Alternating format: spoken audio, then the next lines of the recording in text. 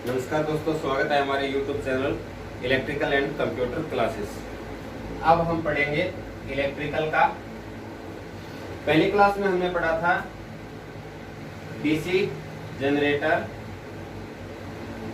DC generator का हमने introduction देख लिया और उसके कार्य सिद्धांत देख लिया और उसके मुख्य भाग हम पढ़ रहे थे अपने फील्ड कॉइल, बॉडी, आर्मेचर, ये भाग हमने पढ़ लिए हैं। आगे हम पढ़ेंगे लेमिनेटेड कोर। आगे भाग कौन सा है? Laminated core. देखो, आर्मेचर वाइंडिंग करने के लिए आर्मेचर का जो भाग बनाया जाता है उसी को हम कहते हैं लेमिनेटेड कोर। लेमिनेटेड कोर का मतलब क्या है? जो आर्मेचर होता है वो सिलिकॉन स्टील की पत्तियों द्वारा बनाया जाता है और पत्तियों को रिवेटेड करके जोड़ा जाता है, ठीक है। और उनके ऊपर इंसुलेशन की एक परत चढ़ा दी जाती है। इसकी अचालक आवरण की परत चढ़ा दी जाती है जिससे उनके अंदर क्या हो, लोहे क्षतियां कम हो, ठीक है। और लेमिनेटेड कोर है, उनके बीच में छिद्र रखे जाते हैं। क्या रखे जाते हैं? छिद्र रखे जाते हैं। किस लिए? आर्मेचर को ठंडा रखने के लिए, यानी उसके अंदर से वायु क्रॉस होती रहे और आर्मेचर है वो ठंडा रहेगा, ठीक है। अब देखो, जो लेमिनेटेड कोर है, सिलिकॉन स्टील की जो पत्तियां हैं उनको पतला रखा जाता है। पतला किस लिए रखा जाता है? जो लोहे हानि की एक प्रकार है भंवरधारा क्षति। कौन सी क्षति? भंवरधारा क्षति। वो निर्भर करती है इस लेमिनेटेड कोर की मोटाई के ऊपर। तो इन पत्तियों को कैसा रखा जाएगा? पतला रखा जाएगा। ये हो गया अपना लेमिनेटेड कोर। जो आर्मेचर, जिसके ऊपर हम आर्मेचर वाइंडिंग स्थापित करते हैं, आर्मेचर चालक है वो स्थापित करते हैं। उसके बाद आता है कम्यूटेटर। जनरेटर का सबसे मुख्य भाग होता है कम्यूटेटर। हिंदी में इसको बोलते हैं दिक् परिवर्तक। हिंदी में इसका नाम क्या होगा? दिक् परिवर्तक या कम्यूटेटर। देखो, सबसे पहले सबसे मोस्ट इंपोर्टेंट क्वेश्चन जो पूछा जाता है वो ये पूछा जाता है, कम्यूटेटर किस धातु का बना होता है? तो कम्यूटेटर बना होता है हार्ड ड्रॉन कॉपर। किससे? हिंदी में इसको कहेंगे कठोर कर्षित तांबे के द्वारा। कठोर कर्षित तांबे के द्वारा क्या बना होगा? कम्यूटेटर। और इसी तांबे के द्वारा एक चीज और बनी होती है जो इलेक्ट्रिकल में मोस्ट इंपोर्टेंट है, वो होती है बस बार। बस बार भी किसकी बनी होती है? हार्ड ड्रॉन कॉपर या कठोर खींचे हुए तांबे के द्वारा, ठीक है। ये तो हो गया किससे बना होता है। अब इसमें ये पूछा जाता है इसको लगाया कहां जाता है? तो कम्यूटेटर अपना लगता है आर्मेचर शाफ्ट के ऊपर। आर्मेचर शाफ्ट के अंत में, यानी एक सिरे पर लगाया जाता है कम्यूटेटर को, आर्मेचर शाफ्ट के सिरे पर। आर्मेचर के साथ इसको जोड़ने के लिए कौन सा अचालक पदार्थ प्रयोग किया जाता है? तो अचालक पदार्थ होता है भाई अब्रक।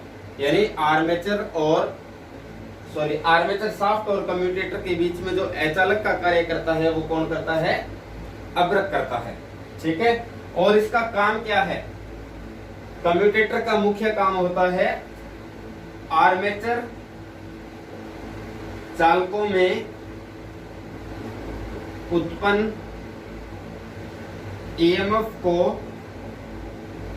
डीसी के रूप में प्रदान करना, ठीक है। आर्मेचर चालकों में उत्पन्न हुए ईएमएफ या विद्युत वाहक बल को डीसी के रूप में आउटपुट में प्रदान करना किसका काम होगा? कम्यूटेटर का काम होता है, ठीक है। कम्यूटेटर में इतना ही है।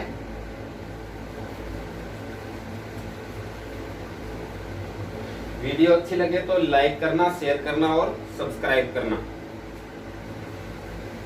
नेक्स्ट है अभी अपना फील्ड कॉइल।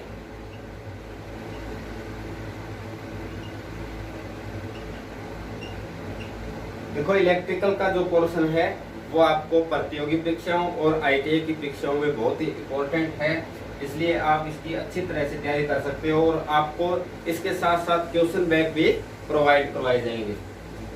फील्ड कॉइल क्या है? देखो जनरेटर में चुंबकीय क्षेत्र उत्पन्न करने के लिए जो चालक अपने को चाहिए वो होते हैं फील्ड कॉइल्स, ठीक है। तो इसमें क्या होगा, फील्ड या बॉडी के ऊपर कॉपर के जो सुपर इनेमल तार हैं उनको लपेटकर बनाई गई कॉइल कौन सी होती है? फील्ड कॉइल होती है। और उन कॉइल को बंद करने के लिए पोल शू किसका प्रयोग किया जाता है? पोल शू का प्रयोग किया जाता है, जिससे ये फील्ड कॉइल बॉडी से बाहर नहीं निकले। और फील्ड कॉइल का मेन काम क्या है? चुंबकीय क्षेत्र स्थापित करना, ठीक है। फील्ड कॉइल के बाद है ब्रश होल्डर। Brush holder. देखो ब्रश क्या होता है? ये होता है भाई कम्यूटेटर से आउटपुट लेने वाला यंत्र। कम्यूटेटर है उसके ऊपर लगा होता है ब्रश, और कम्यूटेटर से आउटपुट कौन लेगा? ब्रश लेगा। अब इसमें मेन बात आती है, ब्रश किससे बना होता है? जो छोटी मशीनें होती है, छोटे जनरेटर होते हैं, उनके अंदर ब्रश बना होता है कार्बन से। किससे बना होता है? कार्बन से। और जो बड़ी मशीनें हैं, बड़ी मशीनों में कार्बन व तांबे के मिश्रण से बना होता है। किससे बना होता है? कार्बन व तांबे के मिश्रण से। कौन बना होगा? ब्रश, ठीक है। और इसका काम क्या है? कम्यूटेटर से जो उत्पन्न ईएमएफ है उसको आउटपुट तक पहुंचाना। किसका काम होगा? ब्रश का। छोटी मशीनों में कार्बन का बना होगा और बड़ी मशीनों में कार्बन व तांबे के मिश्रण से बना होगा, ठीक है। अब एक बात आ जाती है, ब्रश के रूप में कार्बन को ही क्यों यूज किया जाता है?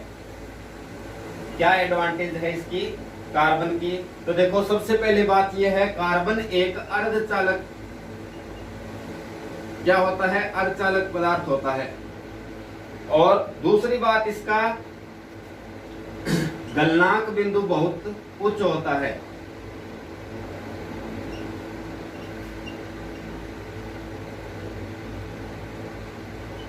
लगभग 3600 डिग्री सेल्सियस के आसपास होता है। तीसरा, बिल्कुल ही नरम धातु है। क्या होता है? बिल्कुल ही नरम पदार्थ है। तो देखो, एक तो ये अपना कम्यूटेटर होगा, कम्यूटेटर के दोनों साइड मान लो इस तरह से कार्बन ब्रश लगे हुए हैं, तो जैसे जैसे ये घूमेगा तो यहाँ घर्षण उत्पन्न होगा भी, ठीक है। तो इसके कारण ये नरम है तो अपने कम्यूटेटर को घिसने नहीं देगा। दूसरी बात, आसानी से जो चाहे आकृति उसमें इसको बदल सकते हैं। तीसरी बात, इसका ऑक्सीकरण नहीं होता। क्या नहीं होता? ऑक्सीकरण। देखो जैसे जैसे घूमेगा घर्षण उत्पन्न होगा, और घर्षण उत्पन्न होने के कारण यहाँ क्या हो जाएगी? ऊष्मा उत्पन्न हो जाएगी। और कोई किसी भी धातु को जब हम गर्म करते हैं तो उसका ऑक्सीकरण हो जाता है वायु के साथ मिलते ही, तो कार्बन का ऑक्सीकरण नहीं होता।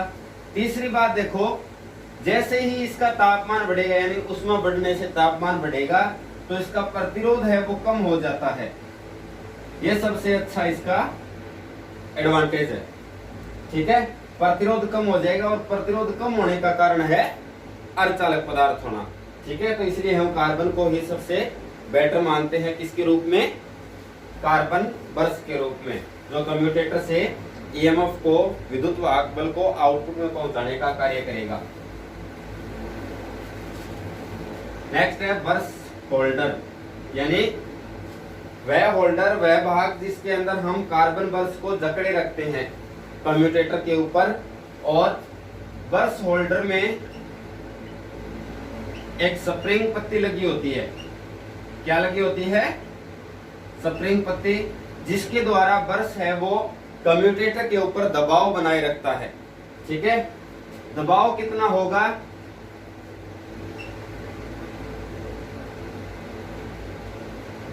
जीरो पॉइंट 1 से 0.25 किलोग्राम प्रति वर्ग मीटर।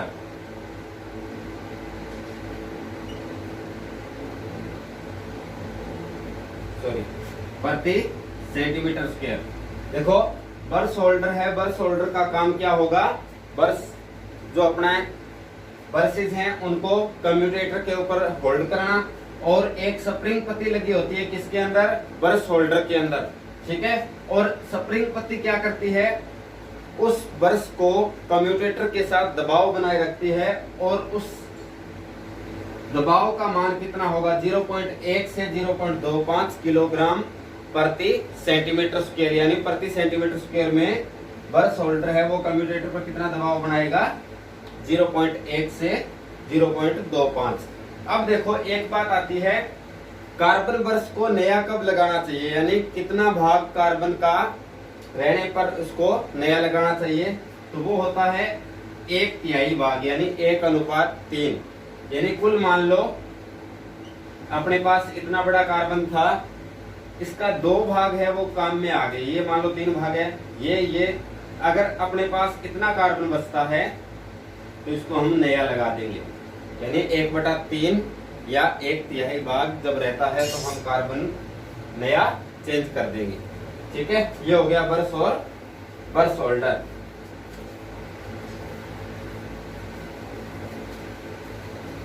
नेक्स्ट आएगा बर्स लीड। ये मैं सीधा ही बता देता हूं, कार्बन बर्स को आउटपुट वायर से जोड़ने के लिए जो लीड अपने को जरूरत पड़ती है वो होती है बर्स लीड, कॉपर की बनी होती है।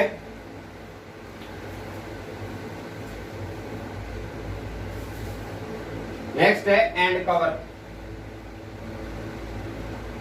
देखो जो बॉडी है इस तरह से बॉडी होगी, इस बॉडी को दोनों साइड से बंद करने के लिए जो ढक्कन लगे होते हैं उनको हम एंड कवर कहते हैं। मैं यही समझा देता हूं बाकी चीजें। एक होता है की होल या आई बोल्ट, ये होता है मशीन को उठाने के लिए जो भाग लगा होता है ऊपर हुक सा, उसको बोलते हैं आई बोल्ट। और ये होते हैं लेग्स या रेस्ट, मशीन को टिकाने के लिए जो फाउंडेशन होता है उसके ऊपर कसने के लिए जो भाग होता है वो कौन सा होता है? रेस्ट होता है। यहाँ एक बॉक्स होगा जिसके अंदर हम आउटपुट लेते हैं, इस तरह से वायर्स होंगे, टर्मिनल होंगे, इसको बोलते हैं टर्मिनल बॉक्स। ठीक है, तो इससे क्या करते हैं हम? आउटपुट लेने का काम करेंगे। तो इसमें कितने आ गए? ये दोनों यहां लगी होगी एंड कवर्स, ये ऊपर का जो भाग है वो होगा आई बोल्ट, ये जो भाग है ये हो गए रेस्ट या फुट, ये भाग होगा टर्मिनल बॉक्स। और एक इसके ऊपर लगी होती है नेम प्लेट। नेम प्लेट के ऊपर क्या होगा? जो मशीन है उसका पूरा का पूरा स्पेसिफिकेशन होगा, यानी उसका पूरा विश्लेषण होगा, किस प्रकार की मशीन है, कितने इसके राउंड है, कितने फेज का है। ठीक है, तो ये अपना हो गया भाई जनरेटर के कंप्लीट, जनरेटर के सारे भाग कंप्लीट हैं।